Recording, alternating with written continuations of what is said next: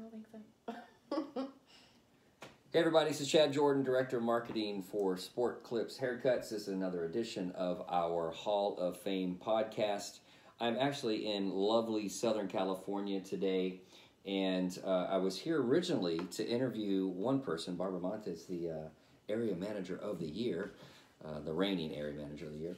And when I got here, I realized I heard there's a story that we had to capture for the podcast. So we are going to do that today. This is a bonus edition, if you will, and it's going to be an episode that is part of our Survive and Advance series, where we talk to especially stylists, assistant managers and managers that have recovered from addiction, or if they've been battling cancer and they're survivors and all that kind of stuff. So my guest today certainly fits the bill for the Survive and Advance series, which is why I'm excited to get a chance to sit down with her and find out a little bit about her story. So without further ado, can you please let me know, why don't you give me your full name and the store that you're currently the assistant manager, I believe, at? Yes.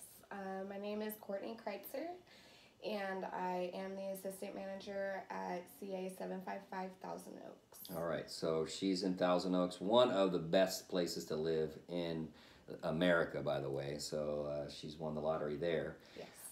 And team leader Chamberlain's? Yes. Okay, so course. she's working for Ron and Robin and Spencer Chamberlain. And who's the manager at the store? Yoselin Moctezuma. Okay, all right. So the reason this podcast got going today is because we're at this MTC manager training camp, this little class they're having here, which turned into an opportunity for me to interview Barbara Montes, like I said earlier.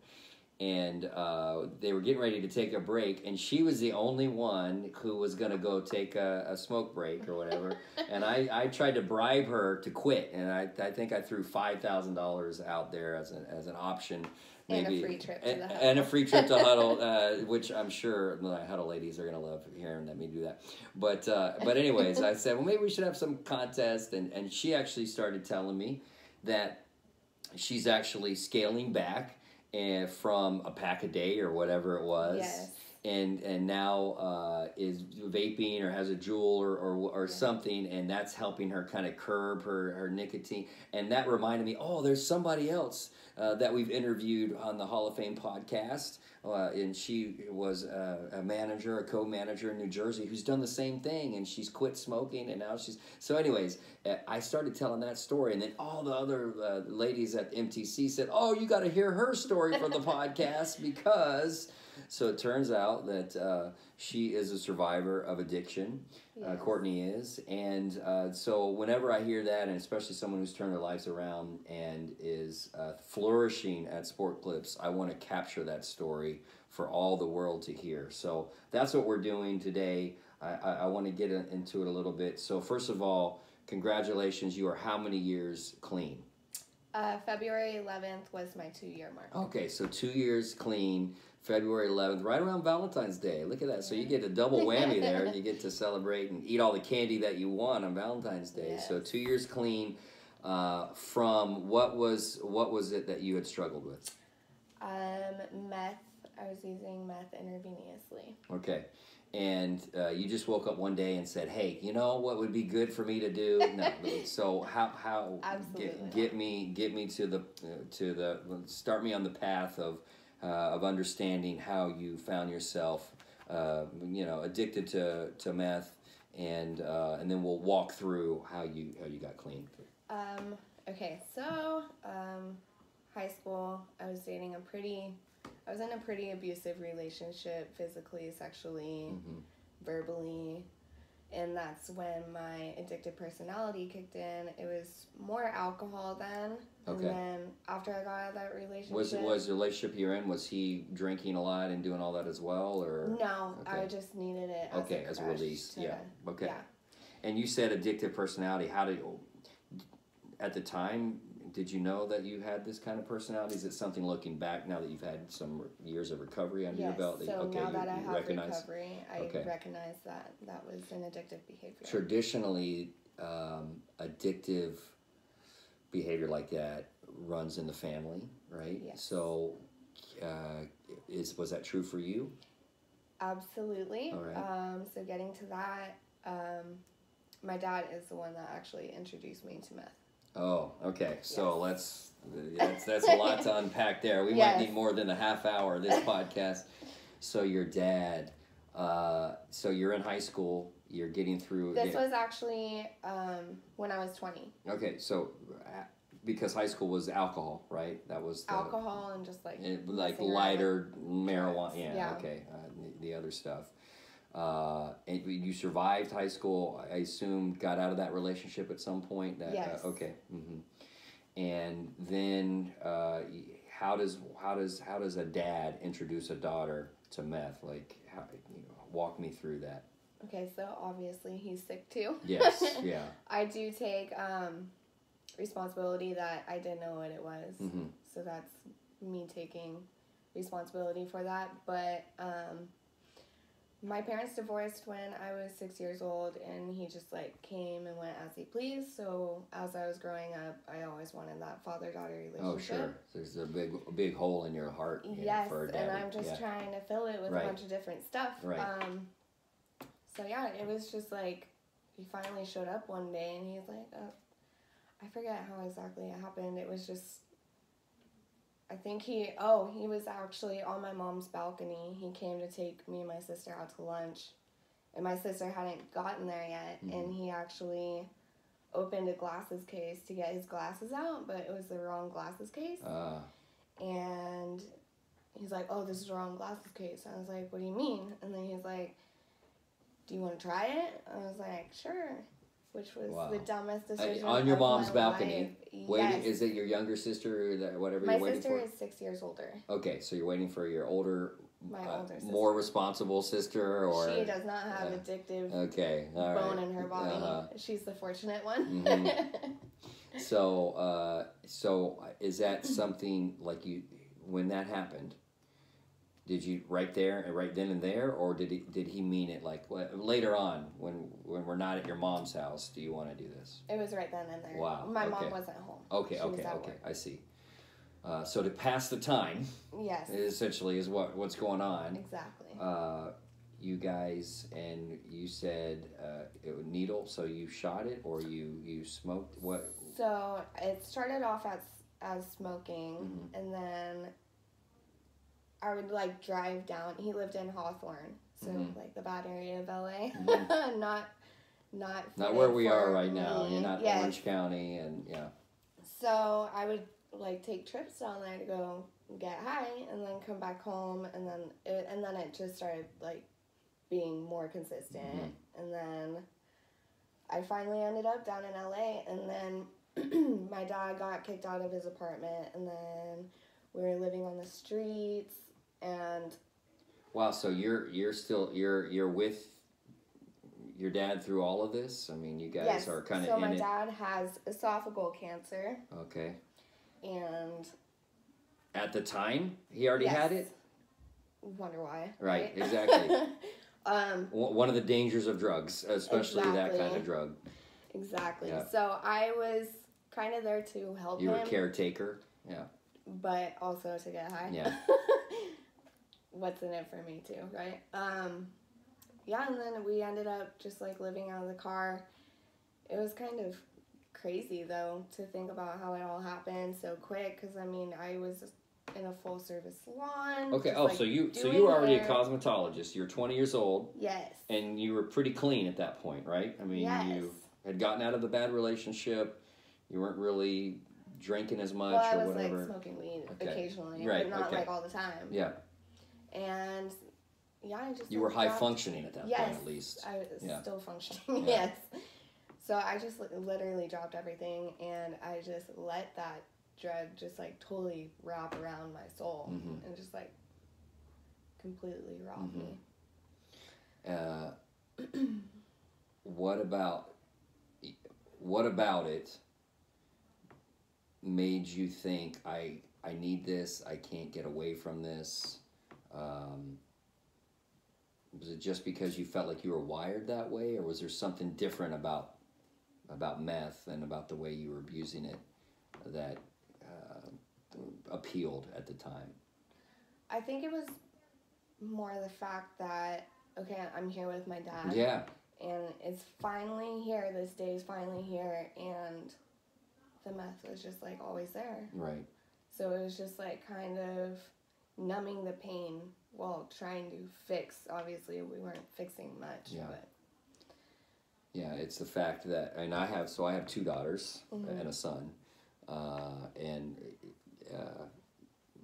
soccer is our addiction, where we that's I a coach, healthy addiction. I coach their soccer teams and spend a lot of time with them. But I can imagine if we didn't have something healthy like that, I can imagine my daughters yearning for something, that relationship, and so that was the appeal for you, right? Yes. It's the fact that this is your chance to spend time with your dad. Of course, it wasn't high quality. It was no quality at all, pretty Yeah. much. Because, like, it's kind of like when you steal something from a store, like, he'll find receipts on the store parking lot, like, outside, and then if it was paid with cash, he would have me go steal it, and then he would go make the return. Okay. So, like, if I didn't do that, because obviously I dropped everything and I didn't have any income. Right. Like, he would, bribe me and be like, oh, well, guess you're not eating tonight. Like, kind of crazy. Yeah. Twisted, for sure. So, before my addiction, I was around, like, 120, 125. And within 2 weeks, I dropped down to 82 pounds. Oh, wow. Yeah. Walking skeleton. And then my immune system just went into complete shock. Yeah. I ended up developing staph throughout my whole entire body that went untreated and turned into MRSA, which is fatal. So that definitely put a dent in my self-esteem and just, like, walking around all strung out. All bad. Yeah. Do you have any, it's going to sound crazy, do you have any pictures of you from that time? I actually do. I have pictures of my mugshots. Oh, on my mugshots. Instagram. So there's more than one. There's multiple mugshots. Yes. So you stealing, you got caught a couple times. Is that what's going on? I never really got caught or possession, shoplifting, but I did end up stealing cars. I stole 2 of my dad rental's cars. That was, like, in the midst of my addiction, where I just, like, wanted to go home. So he actually does a bunch of identity theft. So any car that he rented wasn't actually under his name. Yeah. So I would just, like, take the car and I would try to book it home. But he somehow, some way, he would always find me, even, like, not at my mom's house. And then what? He would turn you in? I mean... No, he wouldn't turn me in. He would just get the car. Like, I remember I was trying to get back from Hawthorne to my mom's house in Thousand Oaks, and I stopped at Target in the Valley, went into Target to go to the bathroom, came back out, and the car was gone. But his boss's car was there. Oh, so he driven his boss's car. Yeah. Tracked you down. It was weird. So I still get, like, anxiety, like, what if he's, like, tracking me or, like, following me? So is your dad still alive, even with the esophageal cancer? I haven't heard from him. Okay. That's something I still struggle with. Is like, cool, haven't heard from you in, like, 3 months, 4 months, 5 months. So it's definitely implanted in my mind, like, is my dad still alive? What's going on? Right. But it's all just a bunch of... I don't think he'll ever get it. You know? Yeah. What you are, obviously, now you're in Hawthorne. This is a picture of, wow, you look like you're going to kill me as I'm looking at this picture. I'd be scared to see you on the street, that's for sure.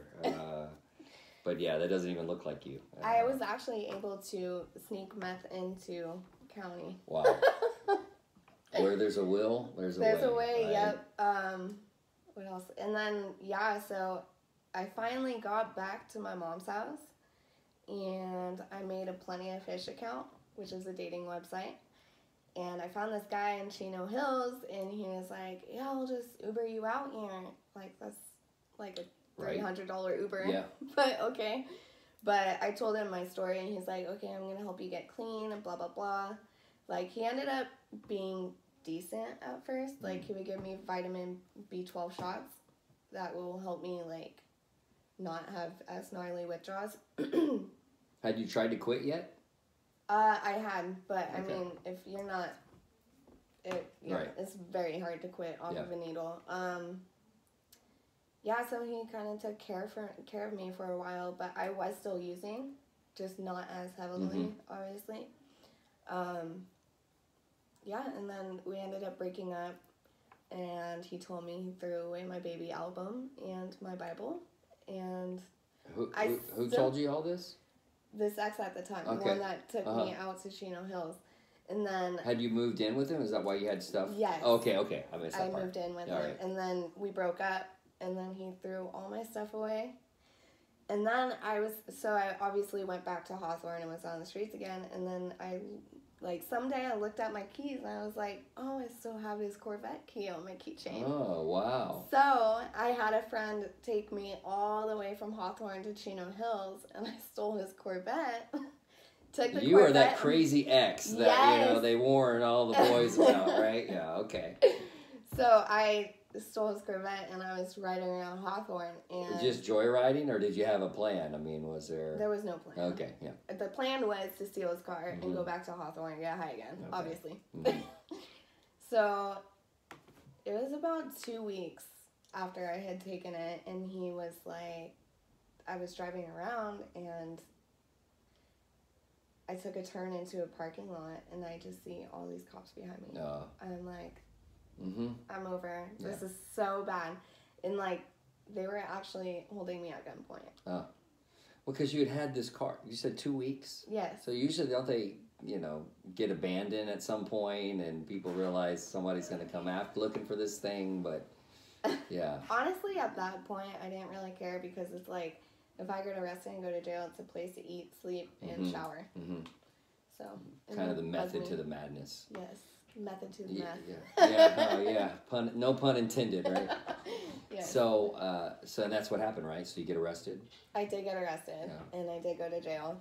And do they give you? Is it one of these where they offer? All right, you can either get clean, and we'll put you in a program, or you're going away for however many years. They actually did not offer that to me. No drug court or anything like that? So since it, I forgot, how did I get out of jail? I think they just released me because I did have a key to the car. And since it's a non-violent crime, got it. They don't fully process you. You just get cited out, and then you get released on OR. California's like, we got enough criminals. We just can't process them all. If you're not killing, stabbing, or shooting anybody, you're free to go. Just come back for your court date. But I ended up picking up all these charges, and obviously I only made it to possession court dates, nothing major. And then after my ex's car, I took another one of my dad's rental cars.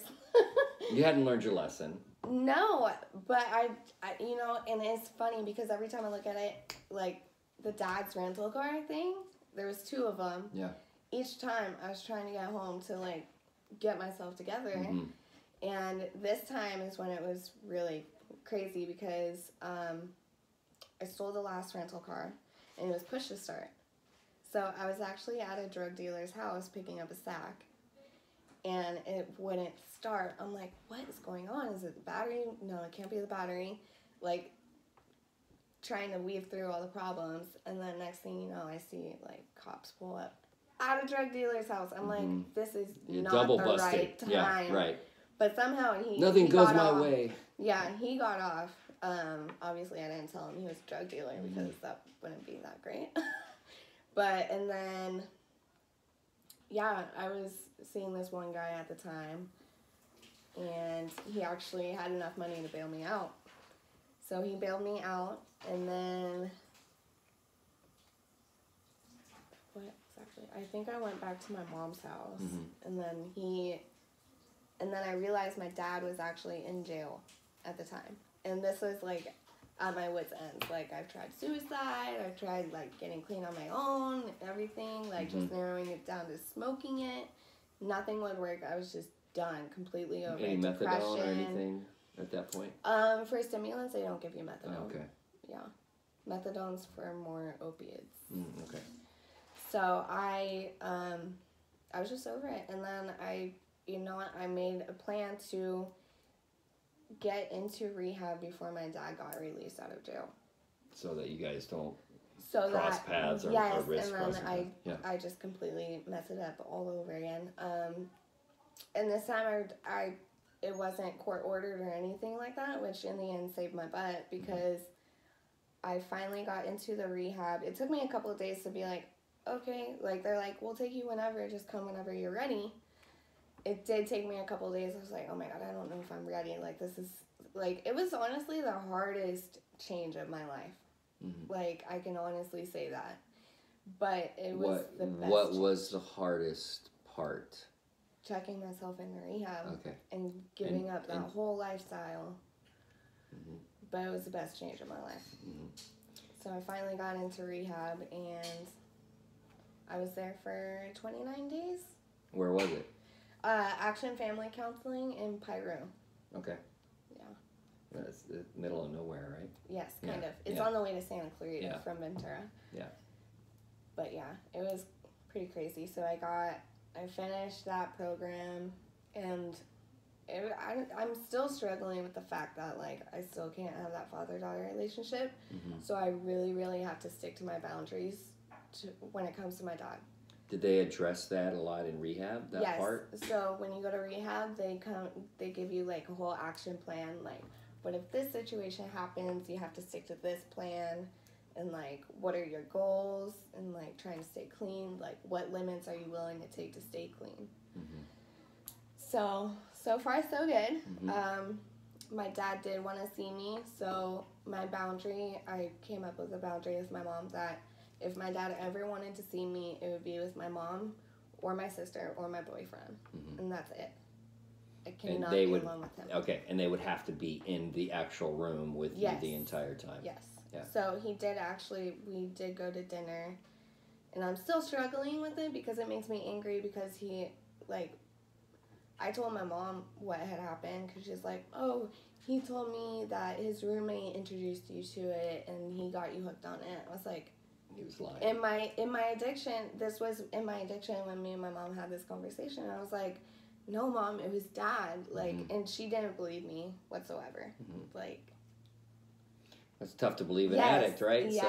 So she just didn't believe me. And then once I got into recovery and once I just, like, laid everything out on the table, she's like, oh, you weren't lying. Right. Like, and you know what? I feel for her because I know she says she doesn't because I asked her not to be angry towards him about it. Mm-hmm. But I can see why she would be. Yeah, of course. But you're a baby girl. Yes, I honestly don't think she's that mad about it anymore because now me and my mom are, like, best friends. Mm-hmm. Like, I can call her in any situation. Like, I can cry about dropping a chicken nugget on the floor if I'm just having one of those days, and she will. Especially if it's from Chick-fil-A. I mean, let's be real. But yeah. So you 2 years, and rehab was the lifesaver. Right? Rehab was a lifesaver. And establishing boundaries. Yes. And then I also did intensive outpatient for, they want to graduate you, I think it's after like 5 or 6 months. But I stayed longer because I didn't feel I was ready. So you actually still live there? Or no, this is intensive outpatient. Okay, so it was Monday, Wednesday, Friday, 3 hours each session. Okay. Are you working at that time? I was not. All right, so your calendar was free. Yes. For a little while, and you began to build a support team with your mom, your sister, boyfriend. When do you kind of get back on your feet professionally? And so that's the funny part. It was around April. My mom's like, you need to get a job, blah, blah, blah, blah, blah. You know, obviously parents are like. Were you living at home or? I was living at my mom's after rehab, yes. And then I was like, oh my God, I really don't want to I was getting more depressed about it than anything. Because she was like on my case, and I was like, I really don't want a job that isn't with hair, isn't what I went to school for. And then it's funny because a couple weeks later, after I was having those depressing thoughts, Sport Clips called me. I didn't even apply online. That's like Twilight Zone. Yes, yeah. I'm like, that is a total God shot right there. So it was funny, and when I started, I did not know. How did that happen? How do you reckon that happened? Where they just picked up the phone? Or are they like just randomly dialing numbers? Had somebody recommended you, or I have no idea. You still don't know. I still do not know. All right. So they call you. Well, I was on Indeed, but I didn't apply. Yeah. I did not apply on Sport Clips. Yeah. So it was just like... Are you sure you got the right number? Yeah. Like, is this really happening? Is it for real? Like, but yeah, it was just weird. And when they hired me, I did not know anything about men's haircuts. Like... Okay, so the full service salon you're at, it was all women. Yeah, I was color, mainly focusing on women. Yeah. So it was just like completely strange to me. Like, so yeah. Any desire to go into men's hair at that point, or were you just? I wasn't thinking about it. Okay. But I was totally up for the challenge because it's what I went to school for, and I was kind of doubting myself. Like, I don't know if I could do it. Like, I don't know how to do a zero fade. Mm-hmm. So. Harder than it looks. Yeah. Very much so. Yes. It took me a couple months to really master it. And the location, is it the one you're at now still, or when you got? Yeah. What's the store number again? 755. Okay, CA 755 in Thousand Oaks. Yes. And you now have been there how long? 2 years. In May. So it really kind of coincided with your sobriety. Yes. So as long as you've been sober, it's like you've had Sport Clips in your life. Yes. So that's maybe another, I'm not putting words in your mouth, but it feels like another, how is your team around you? Do they know your full story? Yes. Is this going to be a shock to them? Or no, okay. Absolutely. All right. Everybody knows exactly what happened. And like, whenever there's a new team member, I kind of touch base on them, or if they're like, really, like, if they seem really into it, I'll go into like full details. Well, now, like, oh my God.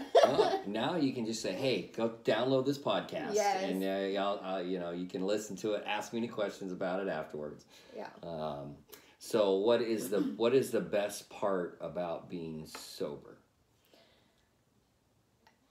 Honestly, everything. I mean, I feel like a whole new soul. And I feel like I kind of conquered that problem with my dad. Like, obviously, I learned things the harder way.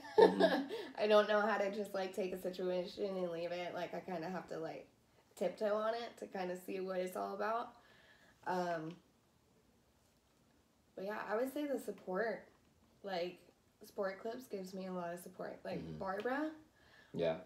Area manager, who would now, this will be the third time we've said her name on this podcast alone. So she's a big influence on a number of stores, a number of team members, and it sounds like you personally. I'm going to start crying. You told me you weren't going to, so you better grab your sleeve that you promised me. I still got my sleeve. Okay, all right. So what about Barbara? What about the support that she gives you from Sport Clips? Honestly, like, set aside Sport Clips. Obviously, I met her through Sport Clips, but she has shown me immense support.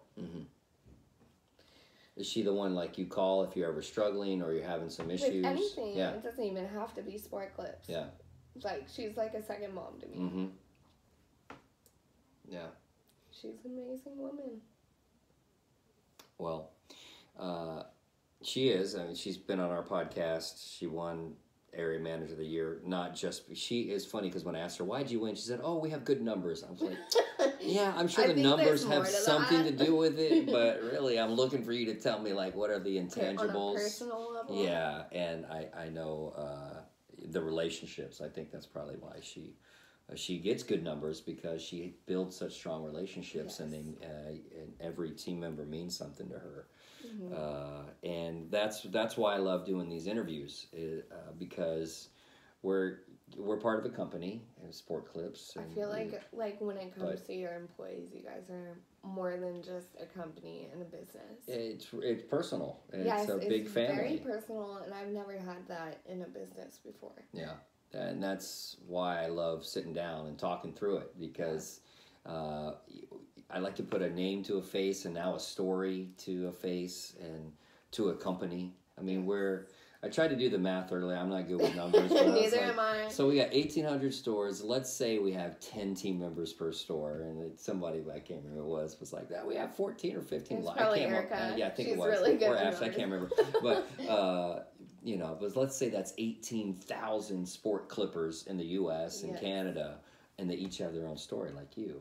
And I mean, and we haven't get into. You're an assistant manager. Yes, right? Is that right? An assistant manager. So when did that happen? That happened, I want to say in November. Okay. So how you liking it? I love it. Okay, cool.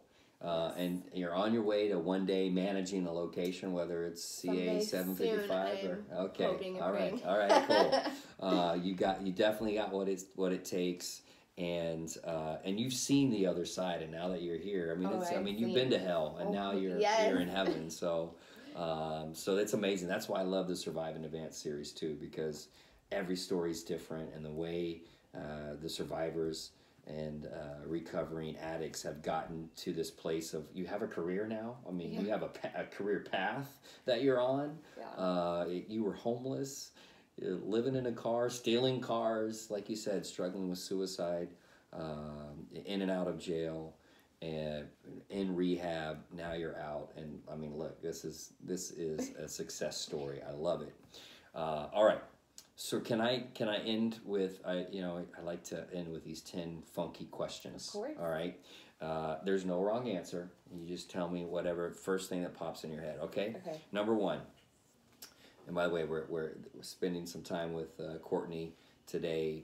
She's an assistant manager at CA 755, and she's told us her brave story about surviving meth addiction, and now she gets to answer these 10 funky questions. Number 1, which superpower would you most like to have?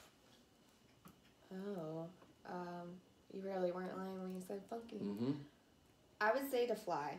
All right, to fly. Well, you have driven a Corvette for 2 weeks, so I think that kind of... All right. What is your personal motto? One day at a time. Oh, I like it. And a great show, 1 second. Yeah. Some days it can be 1 second at a time. That's most good. Most days is 1 day at a time. That's really good. Other than where you live now, where else in the world would you most like to live? Most like to live in the world. You got the whole world. Is money a factor? No. Oh no. Okay. Man, I really don't want to be basic about it. Go for it. Probably Ireland. Okay. Oh, I'm going there this summer with my wife. Oh, lucky. Yeah. I'll tag you in one of the pictures so you can at least see it.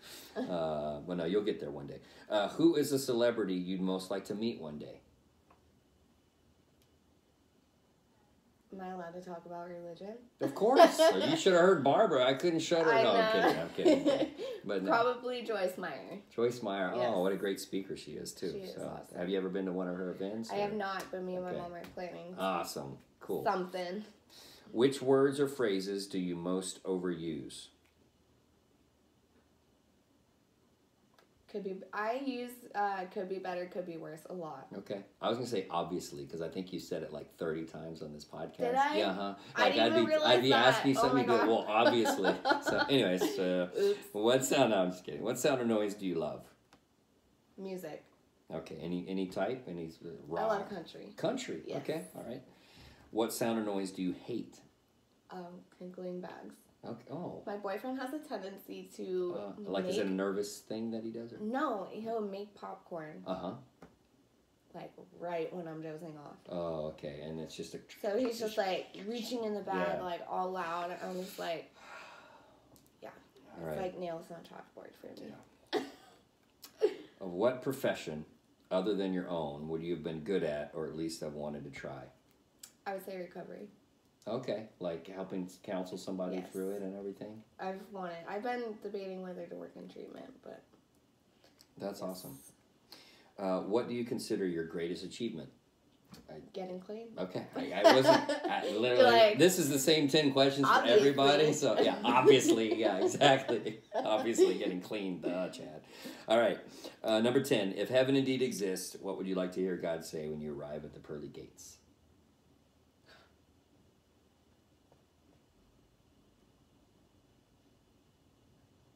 I don't even know.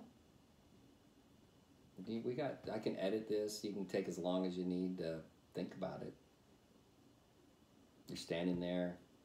You made it. finally you've come to your Father. Oh, wow. Oh, right in the heart. Oh, that's awesome. What a great, and that's true. What a great response. And that will make all the difference. So, hey, you are amazing, and your story is incredible. And we even hit the time right when we said we would. Really? So, I feel like I've been talking for an hour. No, you're good. You're perfect, literally. And so proud of you. And, geez, I mean, you are literally one of the stories that we had to capture on the podcast because it's so amazing. So, thank you, everybody, for listening. Thank you, Cortney, for being on it. Thank you for having me. All right, our pleasure. And we'll have another episode next week. Thanks, everybody. Thank you. All right, you did it. That was awesome. Trying so hard not to cry. You did it. It's Barbara's fault. I know. It's